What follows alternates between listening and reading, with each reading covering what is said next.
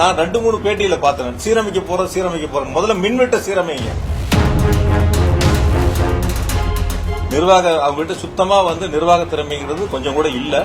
அதை வெளிக்காட்ட முடியாம பல்வேறு காலகட்டங்களில் பல்வேறு மாற்று கருத்துக்களை சொல்லிட்டு இருக்காங்க. எதையுமே இவங்க முழுமையா ஆராயாமல் சம்பந்தப்பட்டிருக்கின்ற அமைச்சர்கள் அந்த துறையை பற்றி முழுமையாக கவனம் செலுத்தி தெரிந்து கொள்ளாமல் ஒரு அரைகுறைத்தனமாக தொடர்ந்து தமிழ்நாட்டில் பல்வேறு இடங்களில் சென்னை உட்பட மின்வெட்டின் காரணமாக பொதுமக்கள் தொடர்ந்து போராட்டங்களை நடத்தி கொண்டிருக்கின்றார்கள். இந்த அரசு பொறுப்பேற்று ஏறத்தாழ வெற்றி பெற்று ஒரு மாதம் நிறைவாகி இருக்கிறது. இந்த அரசு பொறுப்பேற்று 20 நாட்களை கடந்து சென்று கொண்டிருக்கின்றன. இதுவரை மின்துறை அமைச்சர் மின் விநியோகத்திற்குன்னு தனியா அந்த டிஸ்ட்ரிபியூஷனுக்குன்னு தனியா டைரக்டர் இருக்காங்க, சிஇ இருக்காங்க, எஸ்சி இருக்காங்க, அடுத்து இஇ இருக்காங்க, ஏடி இருக்காங்க, கீழ் லெவல் அடுத்த லெவல்ல ஏஇ வரைக்கும் இருக்காங்க. அங்க முதல் கட்டமா என்ன பண்ணுவாங்கன்னா டைரக்டர் சிஎம்டியை வச்சு டைரக்டர் சிஇ எஸ்சி லெவல்ல ஒரு ஆய்வு கூட்டங்களை நடத்துவாங்க. அதாவது எப்படி நடத்துவாங்கன்னா, இந்த சம்மருக்கு நமக்கு எவ்வளவு டிமாண்ட் இருக்கு, நம்ம கையில இருப்பு இருக்கு, நம்ம எவ்வளவு இன்னும் புதிதா குறுகிய காலத்துல வாங்கணும், இதெல்லாம் ஆய்வு கூட்டங்களை நடத்தி எந்தெந்த பகுதிகளில் இப்ப நேற்று முன்தினம் 2 நாள் 3 நாட்கள் கணக்கெடுத்து எந்தெந்த பகுதிகளில் அதிக நேரம் மின்வெட்டு ஏற்பட்டது, அதை சரி செய்வதற்கான வழிகள் என்ன என்பதை கண்டறிவதற்கான ஆய்வுக் கூட்டங்களை நடத்துவாங்க. அந்த ஆய்வுக் கூட்டங்களுக்கு மூலமாக அதிகாரிகளுக்கு அறிவுறுத்தி இனி வரக்கூடிய நாட்களில் மின்வெட்டு இல்லாம விநியோகம் செய்யப்படணும் அப்படிங்கறதா பொதுவா ஒரு துறை எடுக்கக்கூடிய நடவடிக்கை. அதிலும் குறிப்பா மின்சாரத்துறை தொடர்ந்து எடுக்கக்கூடிய நடவடிக்கைகள்.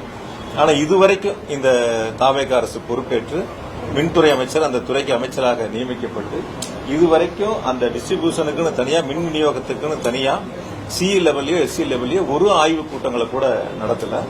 நான் விசாரிச்ச வரைக்கும் அவர் என்னன்னா அலுவலகத்துக்கு போறாரு, சிஎம்டி பாக்குறாரு, டைரக்டர் அந்த மாதிரி முக்கியமான இருக்கிற மேல இருக்கிற அதிகாரிகளை மட்டும் பார்த்துட்டு அதுக்கு கீழே இருக்கிற அதாவது என்ன கடைநிலை வரைக்கும் இருக்கக்கூடிய அந்த அதிகாரிகளுடைய ஆய்வுக் கூட்டங்களை நடத்தினாதான் எந்த ஊர்ல என்ன பிரச்சனை இருக்கு, பொள்ளாச்சியில இப்ப தென்னை மரம் இருக்கு, மட்டை விழுகுதுன்னா அந்த இடத்துல பவர் கட் ஆகுதுன்னா அதுக்கான காரணங்கள் என்னங்கறத பார்த்து நடவடிக்கை எடுக்க வேண்டிய துறை அது. அதாவது மற்ற துறைகளைப் போல இல்ல மின்சாரத்துறை, உடனுக்குடன் நடவடிக்கை எடுத்து சரி செய்ய வேண்டிய துறை. இதுவரைக்கும் நான் விசாரித்த வகையில் ஒரு ஆய்வுக் கூட்டங்களை கூட முழுமையாக மின் விநியோகத்திற்கான அந்த கூட்டங்களை நடத்தல அப்படிங்கறது தான் கருத்து. ஆகையால பொதுவா அந்த துறையை பொறுப்பேற்றிருக்கக்கூடிய அமைச்சர் அந்த ஆய்வுக் கூட்டங்களை நடத்தி மின்வெட்டிற்கு உரிய தீர்வுகளை எட்டப்படணும். நாங்க எங்களுடைய தலைவர் அவர்கள் முதலமைச்சராக இருந்த பொழுது கடைசியா கூட தேர்தல் பதிவு முடிஞ்சு வாக்கு எண்ணிக்கை இப்ப எடுத்துட்டீங்கன்னா கூட 29 நாள்ல பாத்தீங்கன்னா 2026 இப்ப 21,307 மெகாவாட் அன்னைக்கு உச்சபட்ச மின் தேவை எந்த தடையும் இல்லாம சீரான மின் விநியோகம் முழுமையாக வழங்கப்பட்டன. அதற்கான முன்னேற்பாடுகள் செய்யப்பட்டிருக்கின்றன. அதிகாரிகள் 24 மணி நேரம் பணியில் அமர்த்தப்பட்டு பணிகளை செய்தார்கள். இன்று அந்த பணிகளை செய்வதை விட்டுவிட்டு அதை பொதுவா இப்ப நானே கூட பார்த்தேன், பத்திரிகையில தான் பார்த்தேன், பத்திரிகையிலையும் செய்திகளையும் தொலைக்காட்சிகளையும் பார்த்தேன். இது அந்த டெண்டர் சம்பந்தப்பட்டதெல்லாம் 3 குழுக்கள் அமைக்கப்பட்டிருக்கின்றன, ஆராயப்படும் அப்படின்னு சொல்லிட்டு. பொதுவா மின்சார வாரியத்தை பொறுத்த வரைக்கும் டெண்டர் விடுவதற்கு முன்பாக அந்த டெண்டர் டாக்குமெண்ட் தயார் பண்றதுக்கு ஒரு டீம் இருக்காங்க, சம்பந்தப்பட்ட ஆபீசர்ஸ் பண்ணுவாங்க. டெண்டர் டாக்குமெண்ட் டெண்டர் கால்குலேட் பண்ணி அப்லோட் பண்ணதுக்கு அப்புறம் அந்த டெண்டர் ஓபன் பண்ணும்போது அதுக்கு ஒரு கமிட்டி இருக்கு. அது ஒரு டீம் கமிட்டி தான் அதை ஓபன் பண்ணி அதுக்கப்புறம் அவங்களுக்கு பிரைஸ் சம்பந்தப்பட்டது கூப்பிட்டு பேசுறது, அதுக்கப்புறம் பிஎல்டிசியில அப்ரூவல் வாங்குறது, அதற்கு பிறகு போர்டுல வச்சு அப்ரூவல் வாங்குவாங்க. அந்த டெண்டர் இறுதி செய்யப்படுவது போர்டுல அப்ரூவல் வாங்குவாங்க. அந்த போர்டுல யாரெல்லாம் இருப்பான்னு கேட்டீங்கன்னா பைனான்ஸ் செக்ரட்டரி இருப்பாரு, இண்டஸ்ட்ரியல் செக்ரட்டரி இருப்பாரு, எனர்ஜி செக்ரட்டரி இருப்பாரு, இப்படி மூத்த ஐஏஎஸ் அதிகாரிகள் அந்த போர்டுல இருப்பாங்க. அவங்க தான் அந்த டெண்டரை இறுதி செய்யக்கூடிய இடங்கள். இதெல்லாம் வழக்கமா இருக்கிறது, இன்று நேற்றல்ல பல ஆண்டுகளாக வழக்கமாக இருக்கிறது. உயர் அதிகாரிகள் ஐஏஎஸ் அதிகாரிகள் அந்த டெண்டரை இறுதி செய்யக்கூடிய பணிகள் இருப்பாங்க. அதனால இதுல யாரும் தவறுகள் செய்ய முடியாது. ஒரு குழுல தவறு நடந்தா கூட அடுத்த குழு அதை கண்டுபிடிச்சாங்கன்னா அந்த டெண்டரை ரத்து பண்ணுவாங்க, இல்லைன்னா அடுத்த மறு டெண்டருக்கு போவாங்க. ரேட் அதிகமா இருந்ததுன்னா அவங்களை சம்பந்தப்பட்ட நிறுவனங்களை கூப்பிட்டு ரேட்டை குறைப்பதற்கான பேச்சுவார்த்தை நடத்தி ரேட்டை குறைப்பாங்க. இதை புதுசா இப்ப 3 குழு அமைச்சு அந்த குழு எதை புதிதா விதிமுறைகளை வகுப்பதை போல ஒரு தோற்றத்தை உருவாக்குறாங்க. அதுக்கு ஒரே ஒரு உதாரணம் சொல்றேன். மின்னகத்தை பத்தி பொதுப்பணித்துறை அமைச்சர் பேட்டியில கொடுத்திருந்தாரு. புதுசா ஒரு நம்பர் எங்களுக்கு கொடுத்திருக்காங்க, டோல் ஃப்ரீ நம்பர். அதை நாங்க உங்களுக்கு சொல்றோம், மக்கள் இதை பயன்படுத்தலாம்னு சொன்னாங்க. அதான் 2021 எங்களுடைய முதலமைச்சர் மாண்புமிகு தளபதி அவர்கள் மின்னகத்தை அவங்களே நேரில் வருகை மின்வாரி அலுவலகத்துக்கு தொடங்கி வச்சு நானே உங்கள்கிட்ட சட்டமன்றத்திலேயே பதில் சொல்லியிருந்தேன். 30 லட்சத்துக்கும் மேற்பட்ட புகார்களுக்கு தீர்வு காணப்பட்டது. அதனால எதையுமே இவங்க முழுமையா ஆராயாமல் சம்பந்தப்பட்டிருக்கின்ற அமைச்சர்கள் அந்த துறையை பற்றி முழுமையாக கவனம் செலுத்தி தெரிந்து கொள்ளாமல் ஒரு அரைகுறைத்தனமாக அவருடைய அவங்ககிட்ட சுத்தமா நிர்வாக திறமைங்கிறது கொஞ்சம் கூட இல்ல. அதை வெளிக்காட்ட முடியாம பல்வேறு காலகட்டங்களில் பல்வேறு மாற்று கருத்துக்களை சொல்லிட்டு இருக்காங்க. நாங்க பொறுப்பெடுத்துக் கொள்கின்ற பொழுதே நான் சொன்னேன், சட்டமன்றத்தில் 1,55,000 கோடி மின்வாரியம் கடன்ல இருக்குன்னு சொன்னேன். வருஷம் 15,000 கோடி வட்டி கட்டுறோம்னு சொன்னேன். இப்ப இந்த 5 வருஷத்துல எவ்வளவு வட்டி கட்டியிருப்போம்?